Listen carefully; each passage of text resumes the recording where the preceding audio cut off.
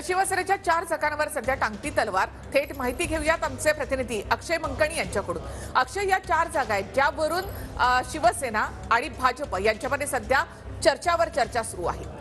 निखिला, खरं तर शिवसेना आणि भाजपच्या लोकसभा निवडणुकीचे अनेक फॉर्म्युले जे आहेत ते समोर येताना पाहायला मिळतात। त्यातच जे 4 लोकसभा मतदारसंघ आहेत, हिंगोली असेल, नाशिक असेल, वाशिम, यवतमाळ आणि त्यानंतर उत्तर पश्चिम ही मुंबईची जागा असेल, या 4ही जागेवर विद्यमान शिवसेनेचे खासदार आहेत आणि या 4ही जागांवरतून जागा वाटपाचं घोडं जे आहे ते भाजप आणि शिवसेनेमध्ये अडलेलं असल्याचं पाहायला मिळतं। खरं तर 4ही खासदारांना रिप्लेसमेंट भाजपकडनं मिळू शकते आणि वेगवेगळी कारणं जी आहेत या खासदारांना या निवडणुकीमधून वगळण्यात येत असल्याची माहिती जी आहे ती आता समोर येत आहे। त्यामुळे आगामी लोकसभा निवडणुकीमध्ये हे जे जागा वाटपाचं घोडं अडलेलं आहे ते क्लिअर होणार का हे देखील पाहणं तितकंच महत्त्वाचं ठरणार आहे। परंतु शिवसेनेच्या या 4 जागा ज्या आहेत त्या आता अडचणीत आलेल्या असल्याचं पाहायला मिळतंय। धन्यवाद अक्षय एकूणच माहितीबद्दल।